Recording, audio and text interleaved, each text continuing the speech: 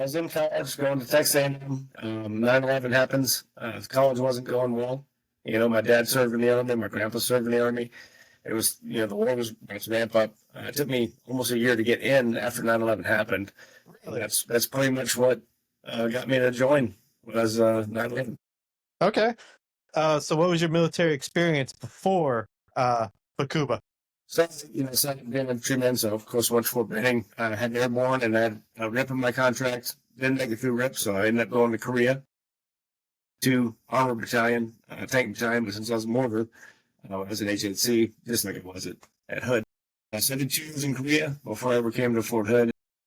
I got to Fort Hood in June of 2005. Okay, June 2005. Were we still 2-7 or did we already say 12? So the week I got there was 2-7. We have a closeout that Friday, and we reflagged to 112. Okay.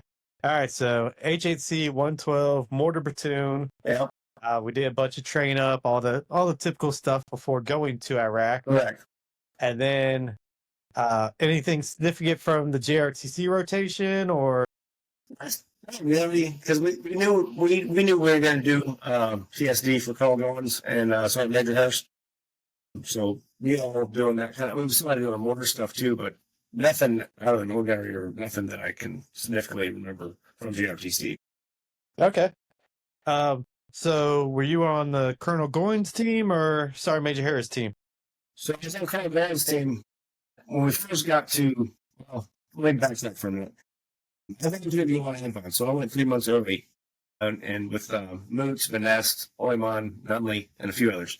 And we did like security of containers, one out with their weapons and all that kind of stuff, so everybody got there. And then for the first 6 months, me and Sherman and a bunch of other mortars were out at Camp Hyder, little outpost. I can't remember if it was north or south of Warhorse. But we were out there for 6 months, and then at that point, in April of 2007, I became criminal insurance at that point. And then I was on his PSD for Okay. the remainder of the mission. Okay. All right. So those first few months up at Camp Hyder, weren't you guys doing mortar operations from there?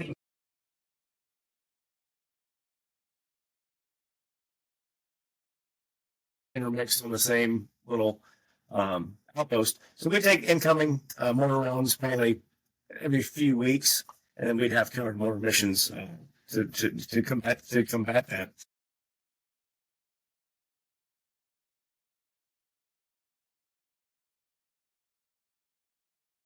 Just you guys hanging out at Camp Hyder. Well, yes.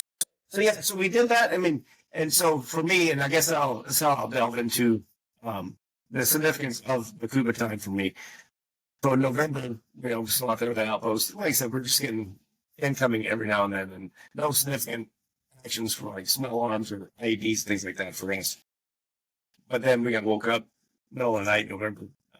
Sherman comes in and tells us the moots and hangs and news, everything like that. And for me, because at that point, I mean, the battalion only lost people, but I hadn't lost anybody that I actually. No, I'm not saying that's a thing, but it really opened my eyes to the reality what we were dealing with at that point.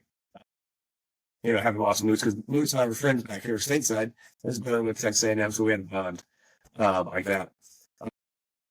It kind of made things different for me for the rest of the tour in my head. And then as it goes on, Dr. Russell is my roommate back here stateside. So I still at the outpost when that happened too, when he was, KIA in March of that year, 2007. Him and, Harris and Mayo. It just, I spent that first 6 months out there, and that was, I didn't want to change anything, but losing them and not being there, things like that always plays in my mind. I don't know, just the significance of those things, those events to me, change the outlook I have on a lot of things and how I treat or look at our time to people that are still alive and why maybe I have that bond or rely on people, or not rely, but keep in touch, if that makes sense. It makes total sense. I mean, it's the connection. And, you're talking about the time with Mooch, going early. Did you guys ride the ship or did you just... No, we flew over. Okay. Yeah, we ride the ship.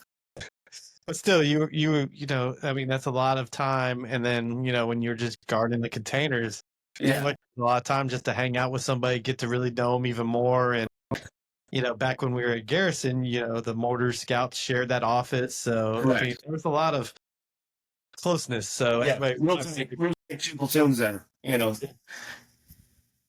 definitely.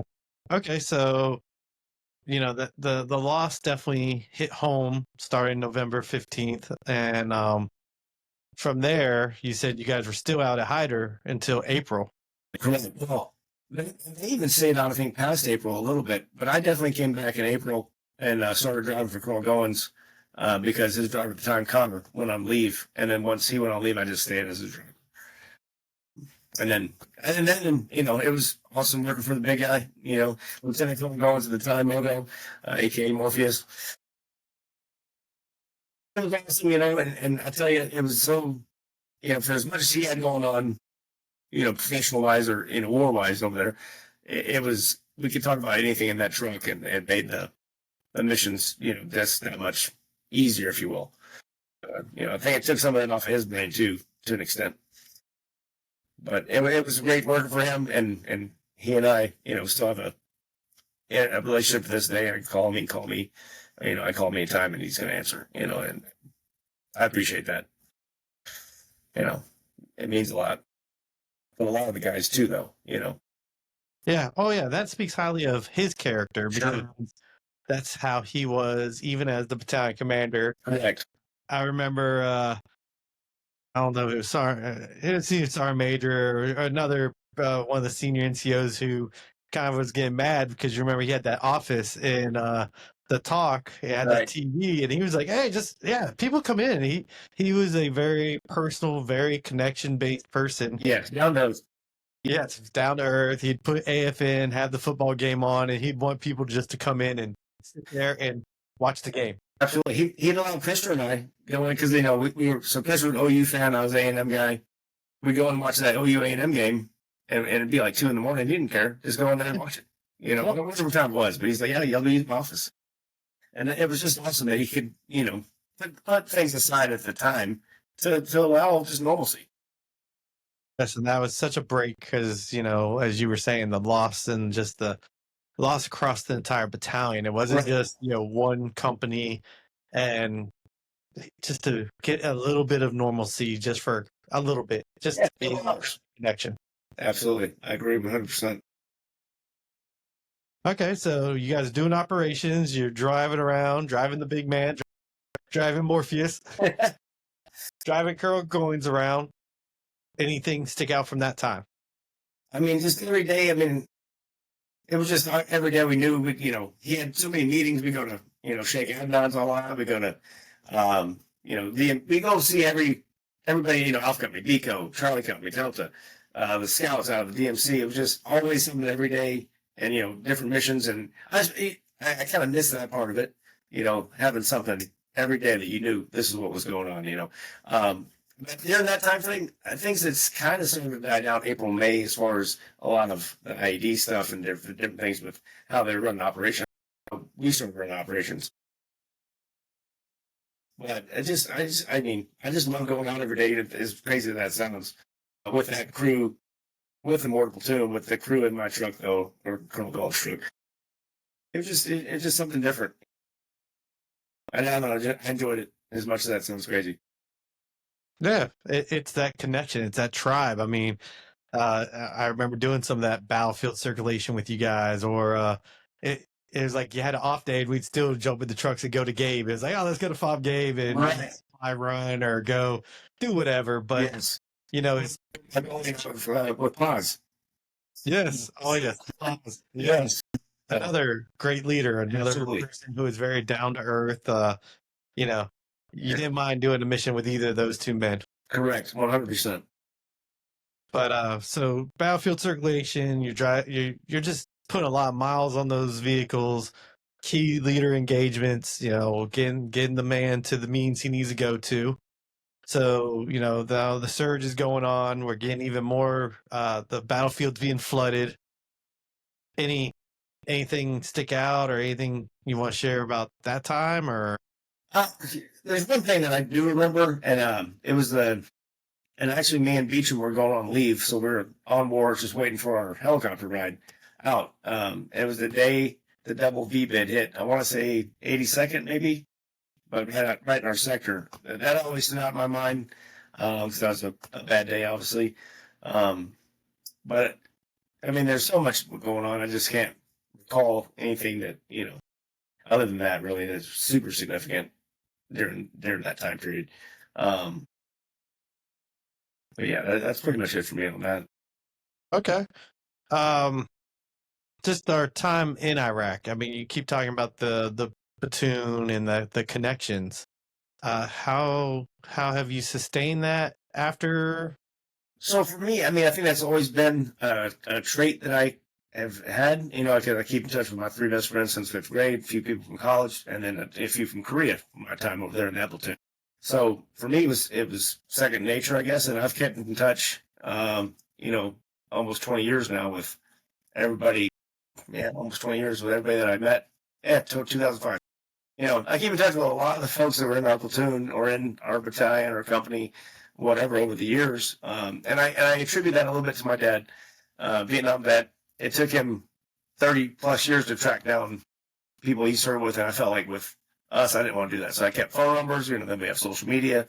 So I just made sure that I always kept that bond or that connection because for me, at the end of the day, we made it through that kind of stuff, and we did that together. I feel like back home we should be able to make it through life together, still even thousands of miles apart, if you will.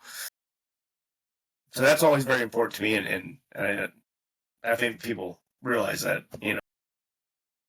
Oh yeah, with age, I think with age, and then when you start seeing the war still taking people from us to this day, a lot of people really realize that connection is even more important because we can't replicate that busyness, right? I mean, as you were talking about, the fact of having something to do every day, having the mission, having that camaraderie, having that tribe, or, the immediate tribe of the mortars, or the other individuals.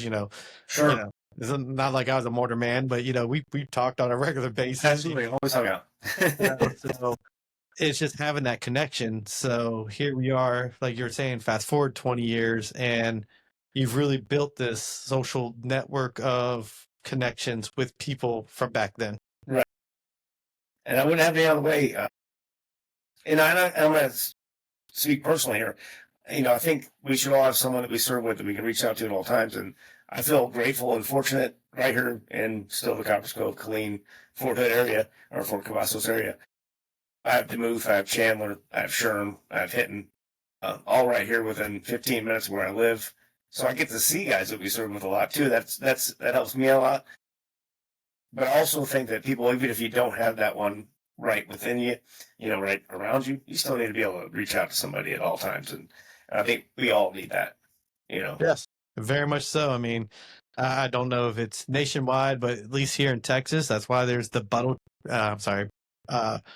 buddy check on the 11th of each month, and that's just reaching out and having that connection is very important. And for you to be there and to have that immediate connection, that's even more powerful. So that's Yeah, I agree. We try to get together, and a few months ago we did some range shooting and a barbecue and stuff, and it's good to reminisce and see guys and see faces, and even people came from further away that were still obviously in the area. Zimmerman came, and asked a few others. It's just good, and I guess I can hold on to the idea that it meant something, or the guys mean something, or that camaraderie. It always falls back to that for me. I don't know. Just something about it. Or like Stafford and I, we hang out now. We go to this big concert every year together. okay. Just things like that. I don't know, I guess I never wanted to let go of those years together. The 8.5 years I did in active duty. It just meant a lot. And the people mean a lot. Yeah. I mean, common thread is those were the best and worst of times, but it was the people. It was the people that made it. The people are the reason why we made it as far as we have, or we made it through those times. So, absolutely. Yeah, I mean, I say this all the time. I would do it again, all the craziness with the same group of people that we did it with. As crazy as that sounds, I mean, Why not? Why would you want to do it with anyone else? Especially, I mean, guess it's more hindsight. Sure. Yeah. I mean, that was a great group. We had, everybody was invested, everyone cared. And yeah, I mean, to survive that, I wouldn't want to do it with anyone else. Right. Same. Yeah, for sure. Okay, so Iraq, running missions, doing all that kind of stuff. Now we come home, and I think maybe through our conversations before this, I think the after coming home is where Papp really becomes Papp. Yeah, the legend amongst HHC, or at least the legend amongst scouts and mortars of Papp the Connector. So it piggies back onto what we've discussed previously. Just me loving you guys, but it's also something. And this is a little. I'm a very transparent, open person. So in 2019, I was ready to do what we don't want any of us to do. So I went on lost my job, turmoil with my ex-wife and custody and things like that. Not so much custody, but she was trying to hold it from me. And I couldn't handle that because, my son's my whole life outside of you guys. So I went on a little around the United States tour, seeing familiar faces, because that's where I knew I could turn for that shoulder to lean on of like support. Like, hey, we love you. We need you, and it worked for me. And here I am today. Well, ultimately that year, like I said, I've seen probably 15, 20 people across the country. And we ended up going to Tennessee and Nunley's house. And I was driving up to see Nunley. And on the way, I was like, man, he lives in Cincinnati. My mom lives in Wisconsin. Ollie Lewis lives in Michigan. Mike Atkinson was up there in Wisconsin. And Trigg was in Chicago. And I was like, if I'm driving 13 hours from Texas to see somebody, these guys were all like 3 to 5 hours. Maybe they'll all come down for a weekend. So we all did. We had a fish fry at Nunley's, and he just caught fresh fish, and we had fish fry, right? And we drank beers and hung out and just reminisced and stuff. The next morning, when everybody's getting ready to leave, Jolly and Nunley both were like, man, that was therapeutic. And we need to do it again. And that's where it sprung the idea of like the Memorial Day meetups that we have now, where we try to get as many of us that serve together to honor our fallen guys, but also to let our own selves know you still got brothers that have your back no matter what at all times. That's where I guess where it all started is me needing them and then people needing me, vice versa. But that's where it just, I don't know. And I go back to also the 2019, Dr. Olsen passed away. And this is something where I find what service members do, I feel like their families deserve when they pass away or whatever the case may be, they deserve to know that, their soldier was awesome. So I try to get as many folks as I can that serve with them to go to those services to be like, show that family that this wasn't in vain, or they were great soldiers, and this is a tribute to them by everybody coming and showing their support for the family now that they're gone. That kind of thing. So it really started with Dr. Ross for me, as far as that part goes. And then I did, tried helping do the same thing with when Mace passed away, and then obviously with Buchner too. Just try to get as many soldier faces there for those family members to show that they were loved and cared for, and it meant something to everybody. They meant something to everybody, and that kind of thing.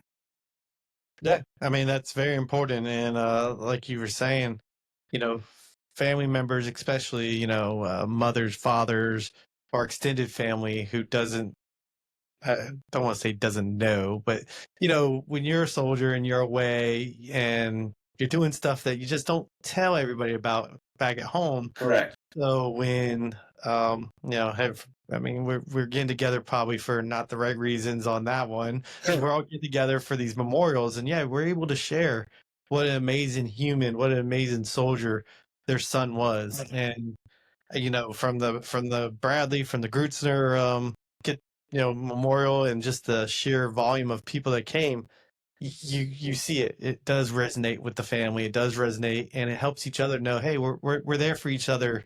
It's better that we're there for each other while we're alive, but Sure. And that's another thing where I try to do the connections things, because I don't want it to always be just the funerals, and Yes. like you said, it's a bad time to get back together. So try to get together as much as you can while we're alive. And so if I'm going out of state, like my son and I travel a lot. So if we go out of state and I know somebody that I serve with is in that state, I'm going to try to make an effort to see that person and then share that on Facebook to, like, all these familiar faces, and then it might pop in their heads to, well, maybe I need to go see this guy when I'm here and there, just that kind of thing. And I just want that trickle down effect of each one of us when we go places to go see our brothers or sisters in arms and just show them that we still love and care for them, Yeah. So, I mean, and that is definitely a great thing you do. I mean, you and I got together it was just a quick little lunch, but we got together in Kentucky. Yeah. Yeah. We were on the road and it's like, oh, Martin's there. It's like, hey, if you can make the effort to get into the state, I'll make the effort to drive 2 hours for a lunch. Absolutely. That's exactly correct. And then we had a little small get together here in Texas too at Zimmerman's pool. Yeah. So it just means a lot. I see it in our faces when we all get together, and that's what sparks that in the heart or in the brain. I don't know. It sparks something that we all need. That's that familiarity of being around your brothers. Yeah.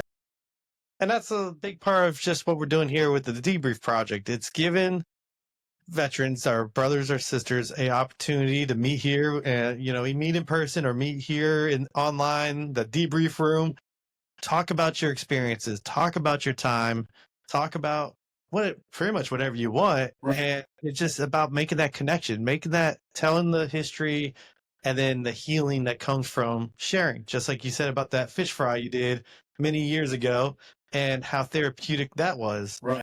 And now we're coming up on this will be our 6th Memorial Day meetup, and we're meeting up in Broken Bow this year. And I haven't, I still have, I don't know if I have the same drive I did the first few, but I still, once we get there, it's all worth it. Like the work behind the scenes is a little stressful sometimes, but once you're there and everything works out, it's like that saying, I love when the plan comes together. So it all makes it worthwhile in the end to be able to hang out. And with that situation, with the meetups, they bring their wives, their girlfriends, we bring their kids. And it shows the families a different aspect of their father or their husband. They're alone because they see other veterans that deal with the same things too. So I try to think about that too. Like, man, my husband's this or that. And then like, oh, we got all these other soldiers. To give comparison as far as they're not the only ones like that. So some of the difficult times can be alleviated by talking to other spouses or their children and things like that. They're not alone either. You know what I mean? Yeah, it's that bigger connection because, yes, the families are the ones there. It's not like when we were on active duty and you'd go to work, you go to PT, and, people could say, well, there's something going wrong with Papp. Papp don't see his normal chipper self. Right. Now, in everything the families have been through, it's building that connection of we're not alone. Like, we're not the only ones going through this stuff. Right. And that's how I feel like, if you're in turmoil, there's some veteran brother that you serve with that's either gone through or they know someone or they've been through it, they've made it out of it, and they should be able to help you, or at least, I'd hope they can help you get through whatever it is you're going through. Yeah. I mean, that's, guess it may be a cliche now because and I'm not saying I created it, but it's like, don't suffer in silence. It's that whole speak up, Yeah. There's a lot of people that care for you 100%. and reach out to us. Someone will pick that phone up. Absolutely. I agree with that 100%. Like for me, I generally do not have my phone with me. So I always, if I don't answer it right away, I'm going to call you back. I'm going to text you back, whatever the case may be. I'm definitely going to reach back out to you because I don't want to lose any more brother. I don't want to go to any more funerals too soon. Yeah. If that makes sense. Totally. But yeah, I don't know. It's just something about the guys. I don't know. Just love you guys. Well, we all love you, Papp, and you and I talk about it. It's the effort that you have made over the years, and I do believe it's contagious. It's just that it normally takes that one, then that second person, then it just kind of trickle down effect of people that make the effort. I almost feel like it's almost a pay it forward type of deal too. Like for another cliche of things that go on. Because I remember Cumbo came down. I can't remember where he was at, but he stopped and seen Zapata somewhere maybe. But we see Zapata sometimes in San Antonio. But it was Cumbo in somewhere. He's like, I'm pulling a page out of Papp's book and I'm visiting so and so. You know, like, so those kind of things make me feel good. I don't do it for adulation or anything like that, but it makes you feel good when you see people doing that. And you're like, oh, I remember that guy. You know, like, yeah, it's just good to see these faces and just to know, like, oh, he's doing well or whatever the case, all that kind of stuff. Yeah. Pap's definitely not doing it for the likes. No. But yes, it does have a great effect. Even if somebody is not doing good, We didn't know that too. yes, it reminds them, and then it also kind of tips everyone else off. Hey, we need to rally around. Oh, so Yeah. absolutely, I agree with that. Yes, definitely. So I know we're kind of been talking about it, but what would you say is the biggest part of Bakuba affecting you or your time in Bakuba, 06, 08? I mean, we were there. Some of us barely made it or almost made it to the 18-month mark. I mean, actually, you probably were there. 16 months, I think. Total. 16 to 18 months. So from that time, what would be the biggest kind of take?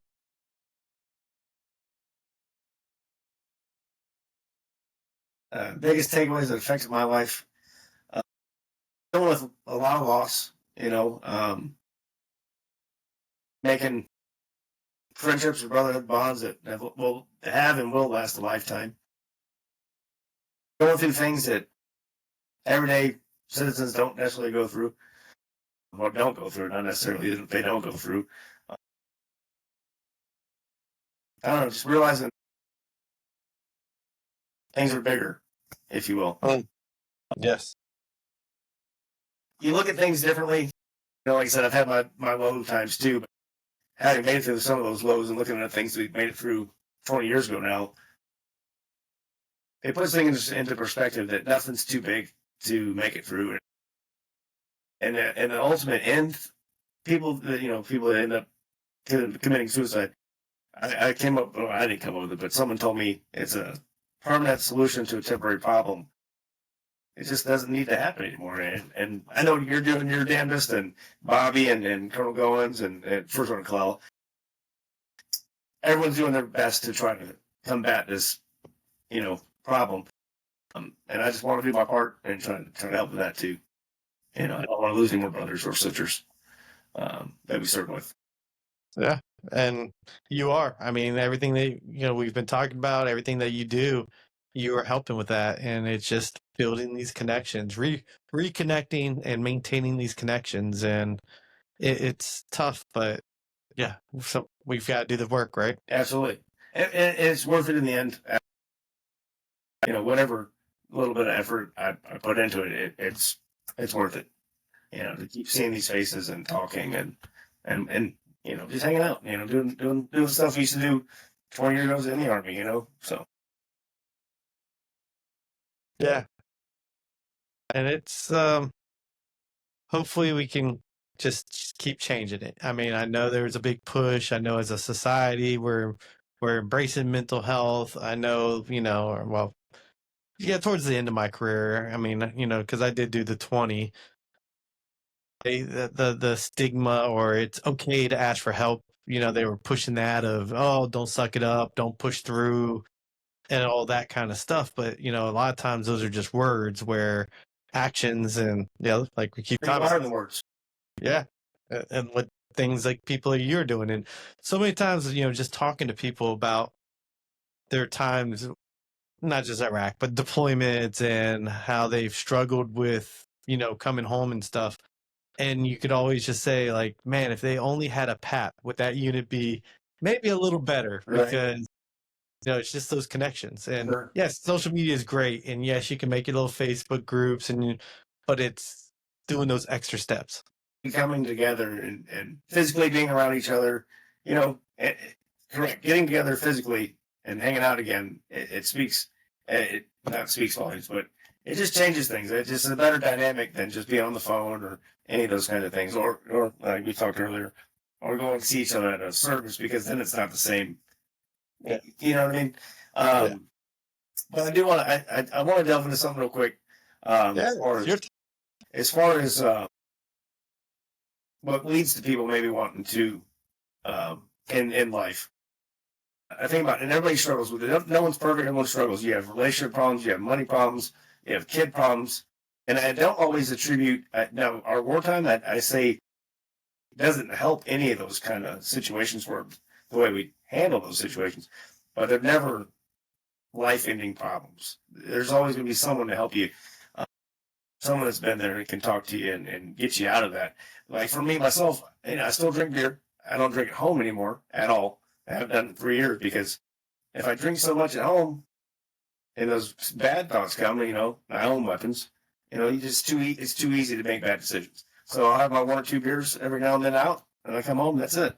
I don't drink to get drunk because then you bring up bad thoughts in your head. You bring up, So for me, I'll never get married again. Those kind of things. I'll never have other kids. But like those things might cause your mental issues or the triggers that might cause you to go down those paths. I've been pretty good at cutting those things out, and that's just me personally trying to keep myself here. I know it's a bad thing. Now I'm not gonna, I don't sit there and like, hey, don't ever get married to someone else. But if women are your problem or this, that, and don't do it. Just things like that. It took a long time. I'm 45. Just turned 45 last Friday. It took me years to grow up enough to realize that I don't need those things.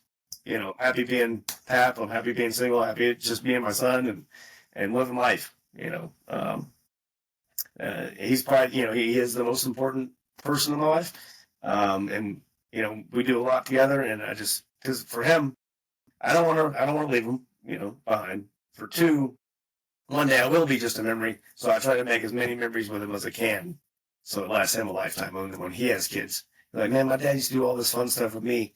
I'm gonna do that for my kids too. That's just how I look at life.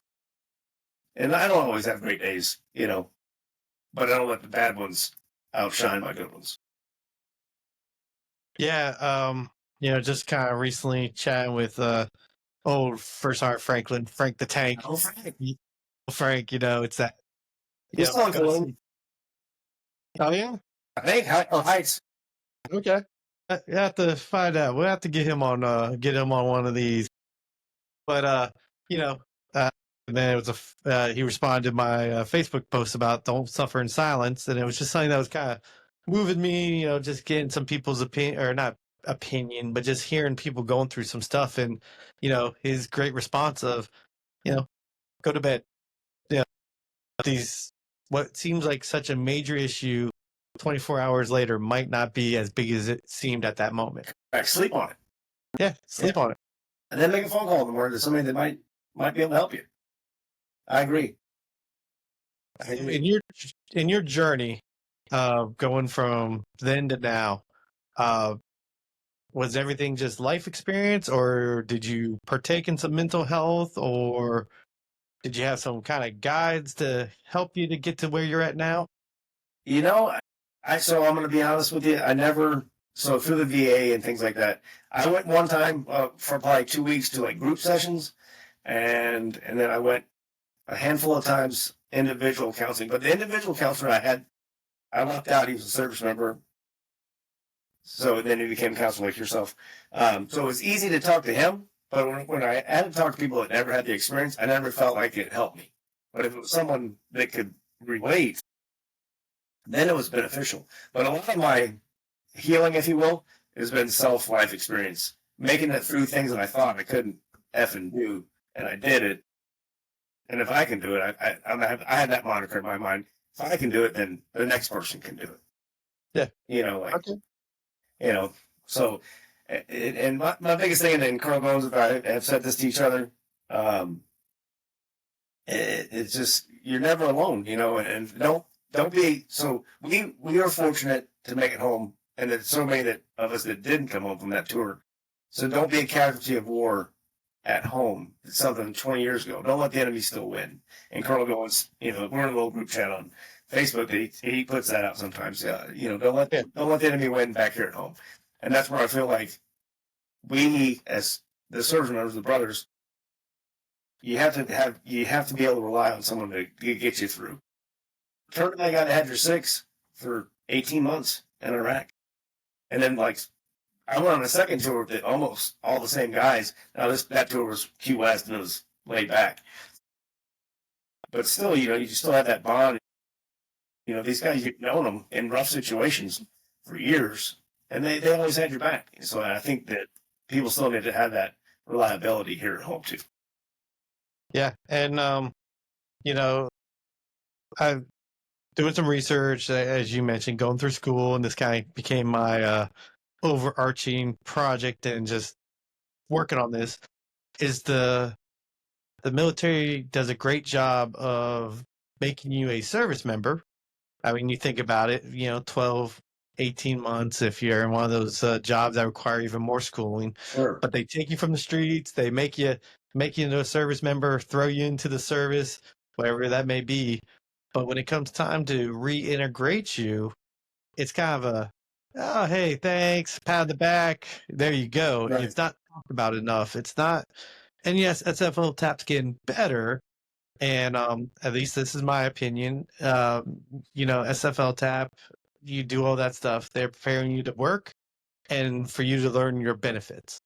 But there's still so much more, and there are some really good studies I found from like our allies from the land down under. There's a study from the Australian Army where they basically were working with people that now that's during the GWAT, but they were working with people that had life-changing injuries that had to be basically put out of service. Mhm. But what they found was there's a better way to help them, and it was basically rebuilding them into a civilian.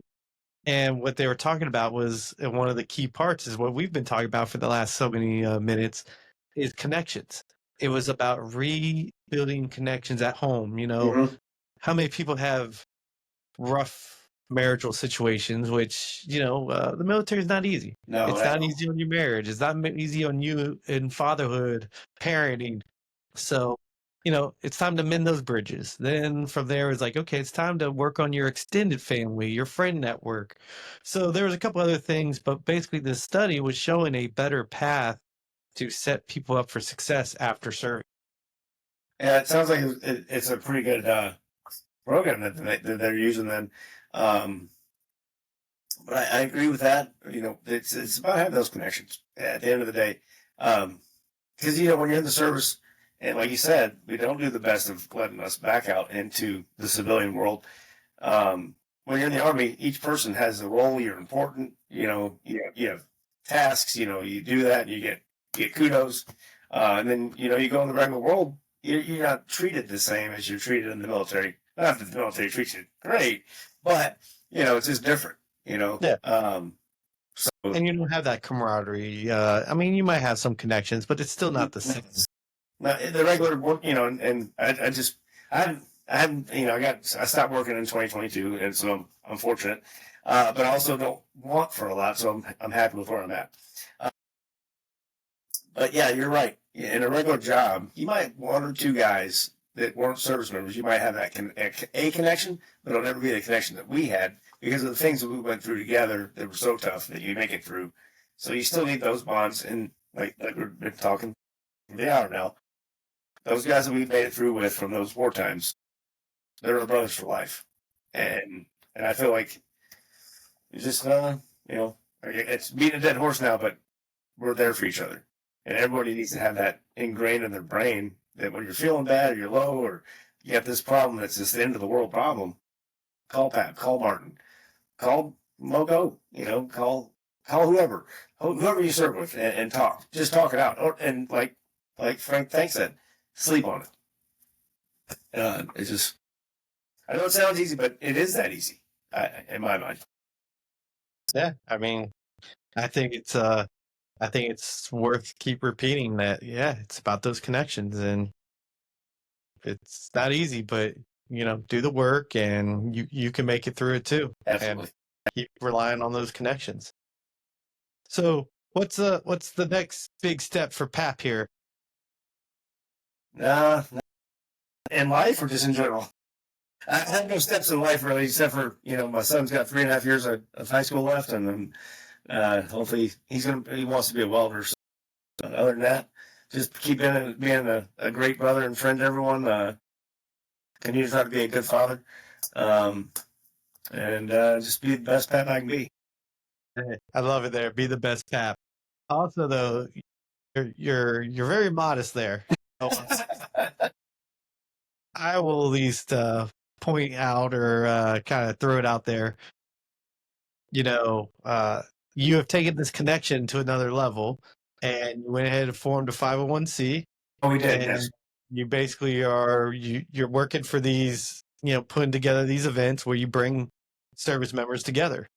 Yes. So I'll give I'll give most of the credit to Doc Atkinson, William Atkinson, who's a medic in 112. He was the one that actually did all the paperwork for the 501c. So he's on our, it's me, him, and Travis Lewis, Emily's wife, on the little board that handle our 501c nonprofit. It's still in the infancy. If you want to think, we're on our third year of actually having it. So we're still working through the hiccups and whatnot. But the ultimate goal is to be able to get donations, get things like that, to help with these meetups.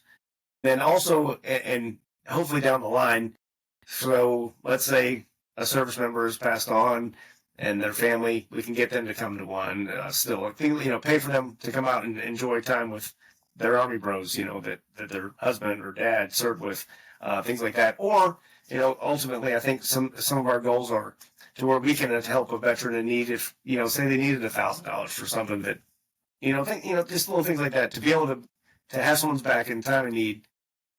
That's where all the 501c stuff went, is going, is trying to be as beneficial and helpful to our veteran community, especially our tight-knit veteran community, HHC 112 or just 112 in general, that to be able to help if in whatever situation, if we can, to do so.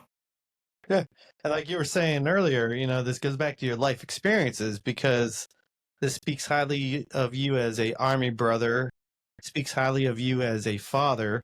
But if I remember correctly, and I hope I'm remembering this correctly, a few years ago, you got a group together to go and meet a Gold Star family and talk to, right? Well, me and my son went out to visit Doc Russell's mom. Oh, so okay, all right. So now I'm thinking. So in Florida at this last Memorial Day meetup, we had Doc Russell's sister come and meet all of us that served with her brother, and she had never met any of us. And at the end of it, she spent a day and a half with us, all hanging out, and eating food, barbecuing, and drinking, but telling stories about Ryan to her, while we were young, and then she'd tell us stories about him in high school in North Carolina and things like that. But at the end of it, my son and I walked her out to the car, and she just said it really brought closure for her to hear that, because she never got to have a last conversation with him. So it really brought closure for her to be okay. I mean, you'll never be okay, but to be okay with the situation. I ain't gonna say for it to be okay, but you know what I mean.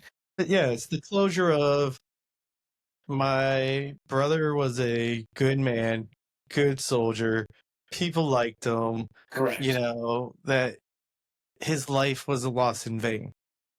So our fourth Memorial Day meetup, it was actually Travis Lewis's idea, Jolly. He's like, well, this year, since we do these to honor our fallen, but also for us to get together, let's go to Blake Harris's son's graduation, which Blake passed away on March 5th, in Iraq. So we all decided, yes, hell of an idea. Let's meet in Colorado. And we did. We went to must have been 18 to 20 of the guys that served with him, plus family members and kids, and That's awesome. high school.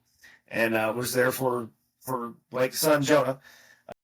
Blake couldn't be there. And that was something that, was awesome. And it was awesome for the family. It was awesome for all of us. It was emotional. But it was yeah, we did do that, and that's one of the good ones also. Yeah, like I was saying, that speaks so highly of just who you are and who the whole group is, and then that closure and that, because I assume, you said it's emotional. I would assume you guys had a lot of conversations about who his dad was. Correct, with him.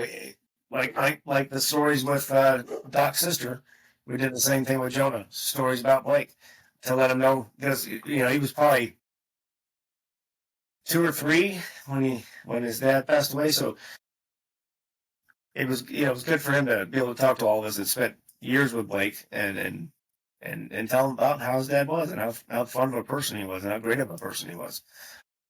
But yeah, it was definitely, and also to be there for Joanna too, and everything too. So it just worked out good. That's awesome stuff. And, as we keep talking about, it's that connection and finding that, provide closure to people and just find that therapeutic peer to peer. I mean, that's the wording in the mental health community, that peer to peer, but you've created that peer to peer network where, veterans helping veterans, bringing in, integrating the service members' family and just being able to help. So that's really amazing stuff that you've been doing, Pat. Well, thank you so much. I just don't want the family members to ever think that their kids were lost for no reason or people didn't care, because we do care. I do care. You do care.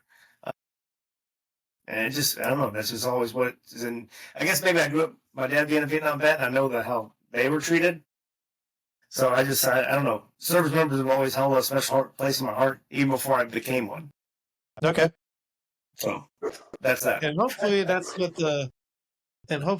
and yes, it's going to be more of the Army experience, but that's hopefully what the Debrief project, what we're working on, is going to do. It's going to provide that insight, bridge that gap between, between service members and their families, or just the civilian population and service members that were in Bakuba between 06 and 08.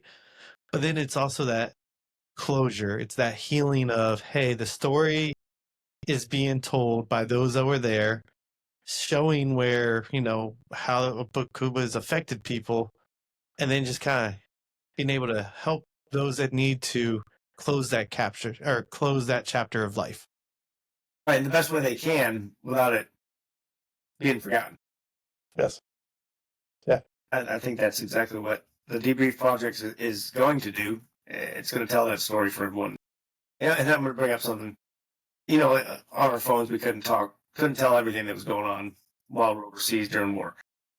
And even though my dad was Vietnam vet and an ex-service member, I didn't tell him anything. But then I got him a copy of our Killing Our Way Out, Battle for Bakuba book. And he read the whole thing, of course. And he's like, man, y'all really went through some stuff. And I'm like, yeah, but I couldn't tell you on the phone. I didn't want y'all worried any more than you're already worried. So it is the story that needs to be told. And not just for 112 in our time, but all the units. And I wish they all had this. Like I said, I wish they all had that. Wish everybody had a Debrief. But well, we don't want to put the cart in front of the horse here. Yeah. That's the goal, though, and that's why we've been wording it 06 to 08 or AO Bakuba, is because it's not just 112. This isn't just the Bone Disney Bravo Company story. It's the entire battalion, including if you see what Bobby's been doing, the in-person debriefs, but you see the Wolfpack, you see the Aviators, you see 520. I think we got a couple of the SF dudes from the groups between Gabe and then the Warhorse detachment, getting the SF groups, getting some of the 82nd guys out there. Right. So, it is a very inclusive story. And then, not to knock on wood or put the cart too far ahead of us, but our goal is, after this story is told, okay, who's the next story? DeMuth.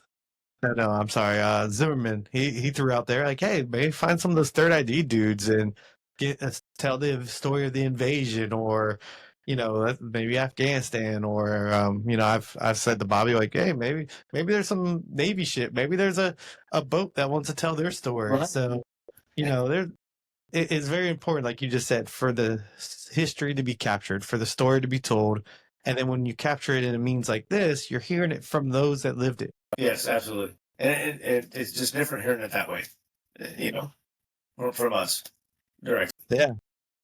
So we're kind of at the hour plus mark.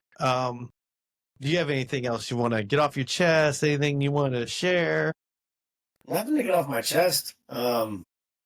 Just I just want to say that surviving it and still living today, life is worth living.